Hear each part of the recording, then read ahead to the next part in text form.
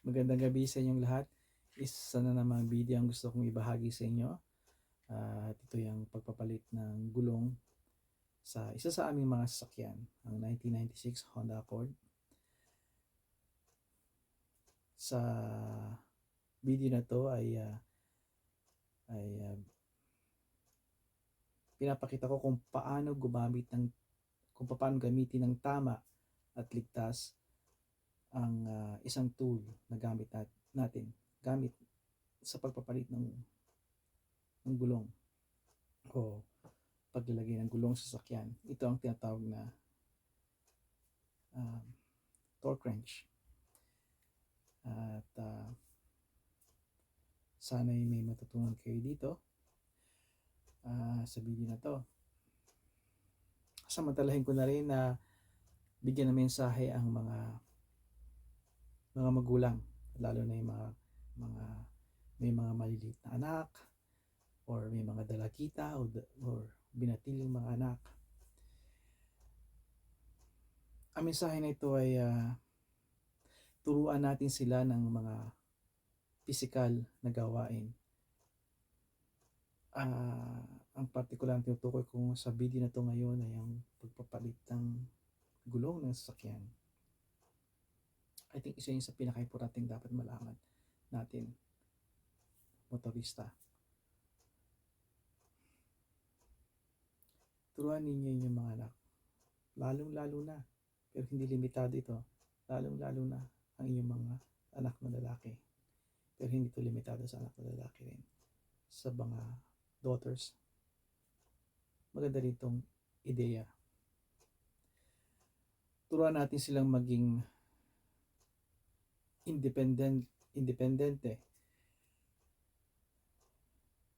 dahil matututo sila magmaneho.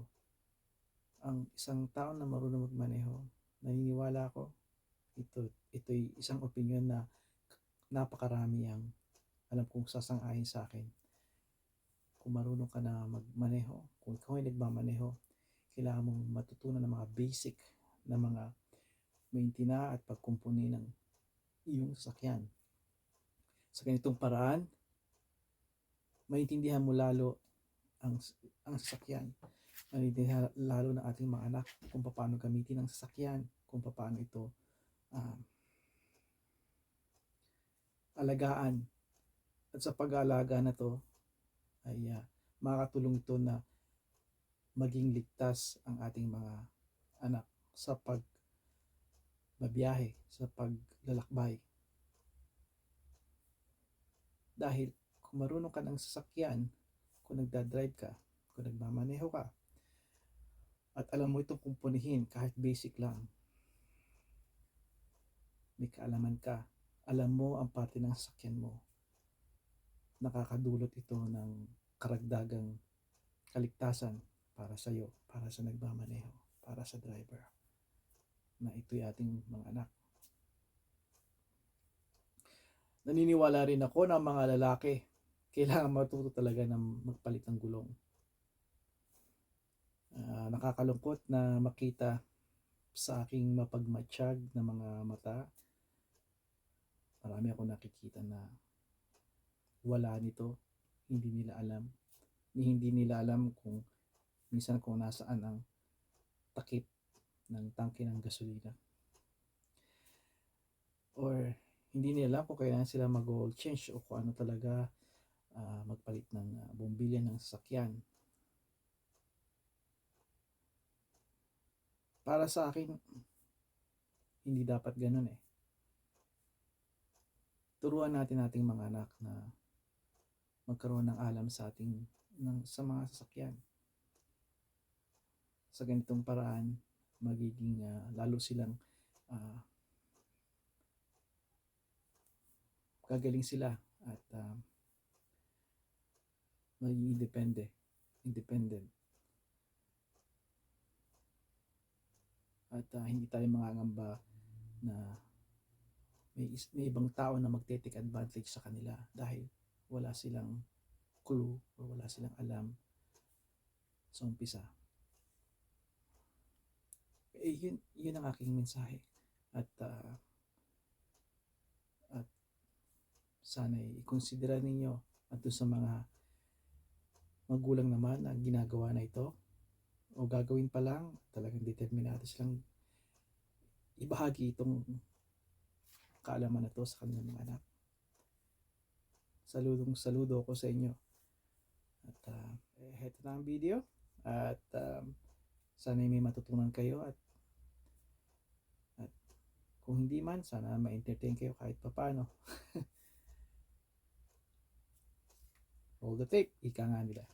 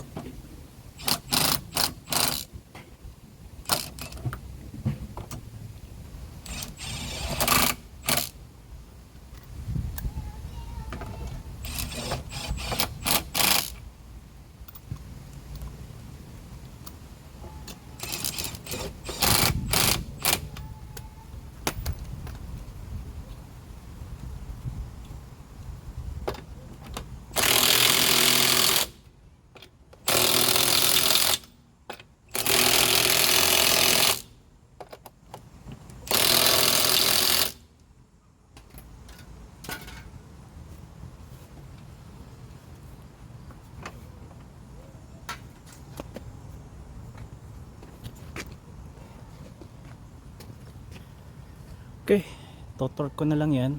80 foot-pound bawat lug nuts, and should be good.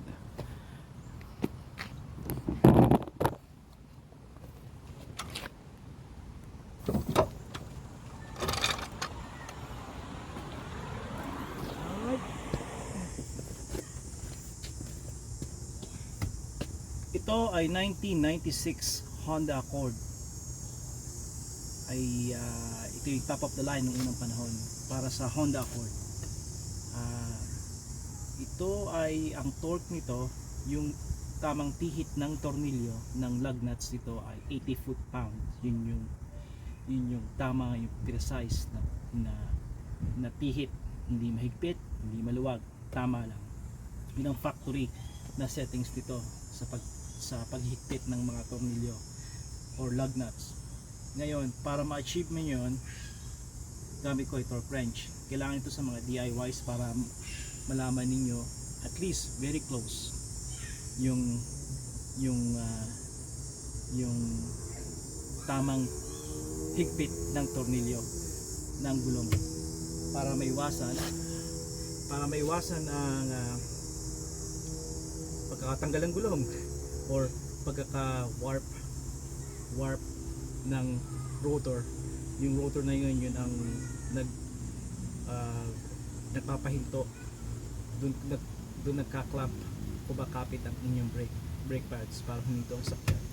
So para may iwasan maging warp yun o yung hindi pantay, disfigured siya, warp. Ito hindi warp, ito warp. Mahigpit ang tornilyo, magwa-warp ang inyong rotor. Maluwag, matatanggal ang inyong gulong. Kaya itong sagot. Okay? Mga unang panahon, mga ninuno natin, mga ama, lolo, feel lang, iniikot lang yung kanilang crossbar, pagkahigpit sabay ganun muna, maybe dalawa, tatlo, pwede natin gawin yon pero sa ibang for emergency, pero sa ibang segmento yon. Sa ngayon gamit natin torque wrench. Itong torque wrench na ito nagkiklik. Ang mga makabagong torque wrench ngayon digital at nagbi-beep kapag na-reach na yung tamang settings ng torque wrench, magbi-beep siya. Ito naman nakiklik. Okay, nape-prevent ito na mahigpitan ng todo ang inyong lug nuts. So ito yun, hawakan nyo lang dito sa, kung natin hawakan nyo sa kung saan hawakan, hindi nyo dapat hawakan dito or dito. Isang kamay lang, isang kamay, at dito lang yun sa handle, wala nang iba, para sensitibo ito kailangan marigyan ng tama. Even itong haba ng extension, kailangan as much as possible maigsi. Okay, actually ito ang tamang, yan ang tama, yan ang tama. Ito hindi yung gamitan ng extension unless hindi nyo ma-reach yung loob. Hello. Okay, at hawakan nyo dito. Ugali ko na hawakan ito, sakaling mag-slip ito, hindi tatama, mababarog sa semento, kasi wag nyo itong ibabagsak kasi masisira ang calibration. You have to recalibrate it again kung sakaling mangyari yon. Kaya iwasan natin. Again, isang handle, isang kamay sa handle, at alali lang at push it down straight down. Nakinig yung tunog na yon, na-reach na niya yung 80 foot-pound na settings ng Honda. Okay, para makasigurado, gagawin ko yan ulit sa ikalawa. So pretty much accurate yung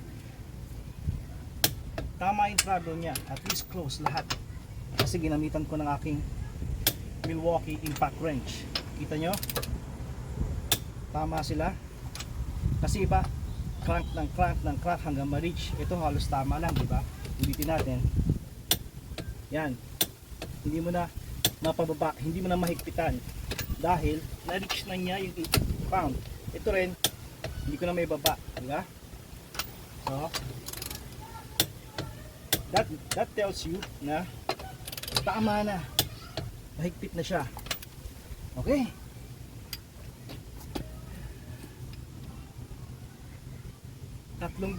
dalawang gulong pa sa kabila ang aking gagawin. Hindi ko na papakita sa inyo. You get the idea. Alright, again, as much as possible, hindi extension ang gagawin niyo, mahabang extension, wala yung ma-reach na. Ito yung tama na.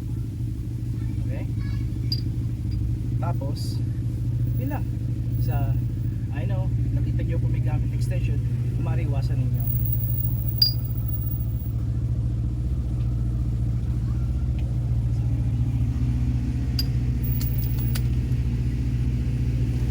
Hanggang sa muli.